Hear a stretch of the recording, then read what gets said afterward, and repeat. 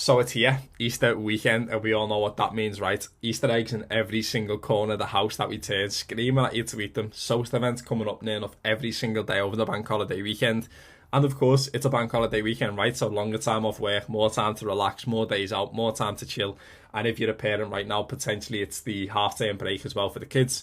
Days out, chocolate all around you, right? And that's exactly why I wanted to create this training today on why the Easter weekend will not ruin your results if you've been trying to drop body fat so far this year as well. So first of all, if you are new around here as well, my name is Mark Foy and I'm the owner and coach of Foy's Fitness Coaching as well, where I work with men and women of all ages, all different starting positions as well, to finally help them break the yo-yo diet and cycle once and for all, lose 20 to 55 pounds of body fat as well, so they can be able to sustain the results that they achieve for the long term and finally break that yo-yo cycle they have been stuck in for years as well. So alongside that, I wanted to say before we get into this training, happy Easter from myself as well and the entire team, but also hopefully you and the family have a fantastic weekend. Stay safe, and whatever you're up to, enjoy, be present and be in the moment, okay?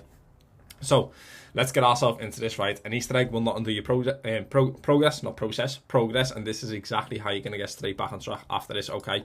So first of all, I want to call this the Easter egg effect, right? Understanding the scales, understanding food in itself over this weekend. So just to give you a little bit of a breakdown, to gain 1 pound of body fat, right? 1 pound. Just think about it, 1 pound of body fat.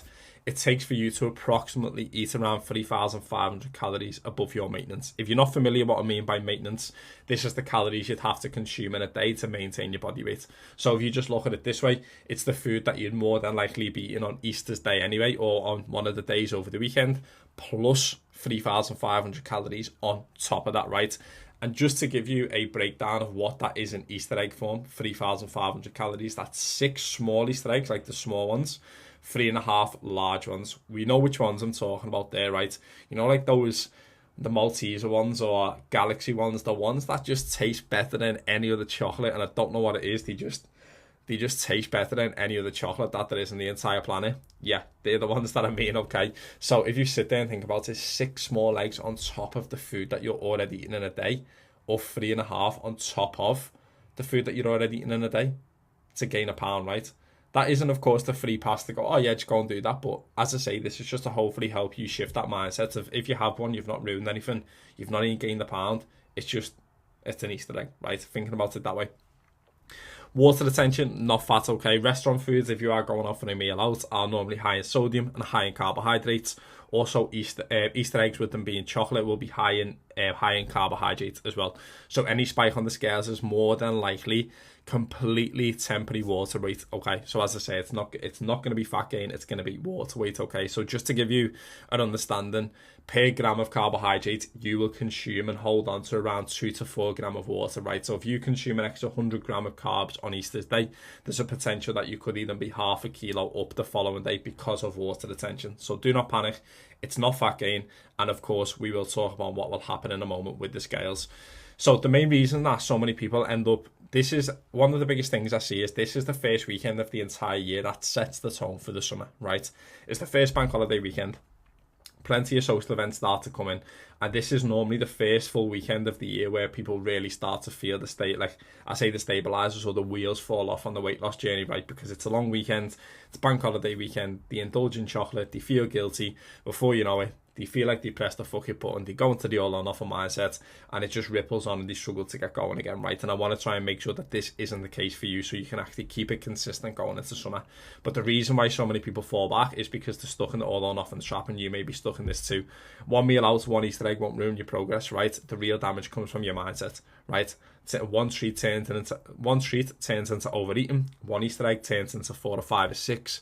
You know, you overindulge because you're feeling guilty. You overindulge because you feel like you've messed up. Trust me, I've been there myself before. Before you know it, that guilt starts to build, and you start to sit there and think, I'll start to get Monday. But then you sit there and jump on the scales, and you're 6 pounds heavier because we've overindulged even more. We feel like, what's the point? That's the trap that's keeping you stuck, not the food itself, okay? So on top of this, I just wanted to give you a quick breakdown of smart strategies for social events. So we've got number one, calorie banking, right? So if you are seeing this today, Friday, the day of me recording this, you could definitely do this if you've got a social event coming up on the weekend. So eat slightly less on the days leading up. So for example, if you've got a social event coming up on Sunday and you want to have a full Easter egg on Sunday, you may want to pull back by 200 to 250 calories worth of food today and tomorrow to give you an extra 500 calories to play with on Sunday as well. So just eating slightly less to give you more flexibility on the day without feeling any guilt. Number two, intermittent fasting. Delay your first meal of the day. So let's say you've got a social event coming up tomorrow, Saturday. You may want to delay that first meal till about 1 p.m, 2 p.m. as well, potentially. And what this is going to do is create a smaller eating window from your first meal to your social events as well. So A, it's going to keep you fuller, and also it's going to give you more calories to either A, be able to enjoy the social meal as well without guilt or without worrying about going over calories, or even potentially adding an Easter egg on top of that, or a little bit of a sweet treat in the evening time as well. If you don't do this and you just have a normal day, then go and have a social event on top of this, the calories can add up, and that is where we can start to see some weight gain. Of course, that's why I believe that this strategy, is a really good strategy for making sure that we can include social events. Another part on top of this is pre-event planning. This is one that so many people overlook, okay? So decide before the event this weekend what you're going to eat and what you're going to drink. Set realistic expectations. Don't be going into it saying, right, I'm going to have the chicken Caesar salad and I'm going to have Coke Zero, when you know that you're going with your family who enjoy to have a nice big meal, enjoy a couple of pints, because that is not a realistic expectation. You're better going into it with the expectation of, you know what, I probably am going to have a dessert within this meal. I'm probably going to have a couple of glasses of wine, but that's okay. Like, there's nothing wrong with that.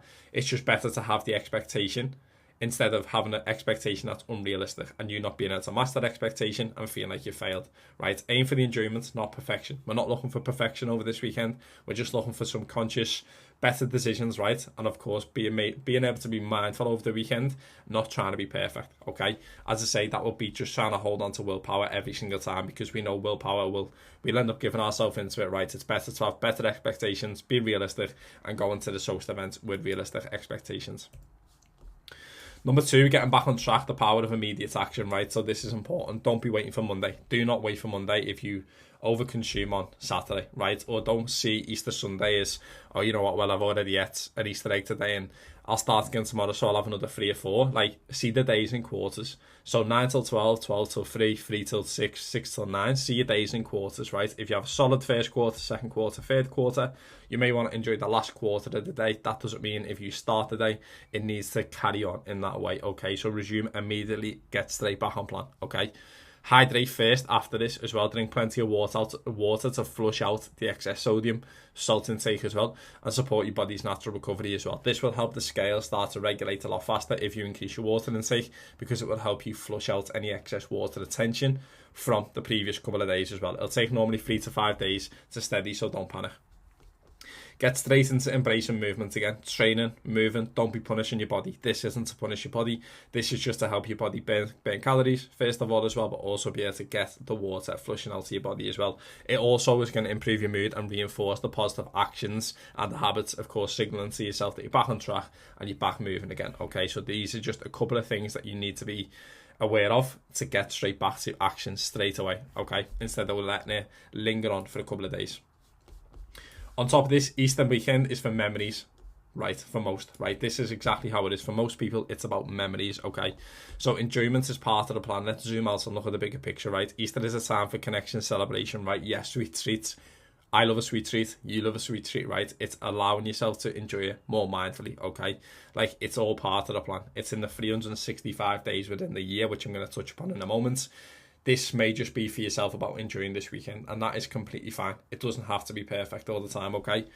Choose quality over quantity. If you want to stay closer to your daily calorie target, right, opt for a smaller egg over a bigger one. If you're not really too fussed and you really just want to enjoy this weekend and not think about calories, go for the bigger one, okay? Also, another little bit of a quick tip, something that I'm going to be doing myself over this weekend is pairing my food, right? So I'm going to pair an Easter egg with a high protein option. If you've been following my page for a while, you know that I am a big yogurt bowl person, right? So a yogurt bowl, 10-10 part of the daily staple, let's put it that way, right? So I'm more than likely going to be breaking up an Easter egg into a yogurt bowl, right? So we get the taste of an Easter egg, probably the Galaxy one, 10-10. And then, of course, I also get the enjoyment and fullness alongside this, and I'm not constantly chasing eating a full one. I'll just be able to have half and break it down and food pair it. So I'm partnering it with some fruit, which is fibre inside of the yogurt bowl, which will keep me full. Protein through the yogurt as well, which will also keep me full, but also some enjoyment through the chocolate as well. And below this, your long-term consistency will win, right? Remember, Easter weekend is a 3-day window, right? 3 days out of 365 days of the year, right? I don't even know what that is in a percentage, right? But zoom out. If you had 365 dots lay on the table right in front of you and 3 of them were red and the rest of them were green, if not amber, that's going to make way for a consistent year, okay? Get straight back to routine and the scales will soon bounce down as well. And as I'm saying in the box, the goal isn't perfection this weekend. It's just getting back on track immediately. Right, if you have a off-plan day today, which is Friday, get back on track on Saturday. Don't let it roll into the weekend, right? It's fine. It is no problem. But don't allow it to roll into 2 to 3, 4, 5 days, because this can tend to be the weekend that throws so many people off, right? And this is the difference between people who progress and don't progress, right? And this is exactly what I mean by this, right?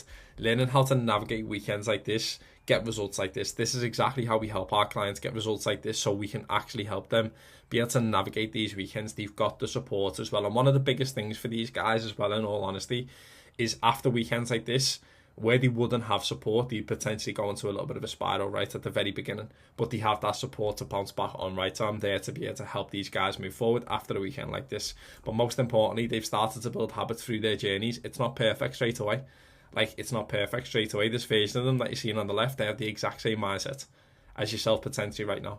But by the time they get to this point, right, and through the process of getting to here, they break that mindset that's been keeping them stuck in this position. The yo-yo dieting cycle, the all on offer mindset, right? So they can enjoy Easter weekend, they can enjoy social events without feeling like they're restricting their lives, putting their lives on hold and restricting time with their loved ones, and of course achieving insane results, I must say, off the back end of being able to enjoy the social life. So with that being said, that is Easter weekend and how not to let it ruin your results, okay? This weekend doesn't have to be about ruining your results. And this tends to be the first weekend of the entire year that starts to set the wheels falling off for a lot of people. Don't let that be the case. Get straight back on plan. Get back to routine. You don't need to slash calories. You don't need to increase steps. You don't need to do hours of cardio to burn off your Easter egg, right? It's about making sure that you follow these approaches, okay? And of course, as always, if you've got any questions off the back of this, please feel free to fire them over to me as well. I'm happy to run over absolutely any questions over the Easter weekend. And of course, alongside this, if you want any help being able to implement, being able to actually break this yo-yo dieting cycle and break this all on offer mindset so it doesn't continue to keep you stuck on your weight loss journey, just shoot me over a message with the word training. Just that's going to be the key word within this, training, and we can talk you through how I can actually help you break this cycle once and for all, so you can start to stay consistent all year round and you're not always stopping and starting, so you can finally achieve the results you spent years, just like these guys did, trying to achieve, okay? With that being said, that's been of course our Easter training as well. Have a fantastic Easter weekend. Stay safe, whatever you're up to, you and the family. Have a good one. Let's go.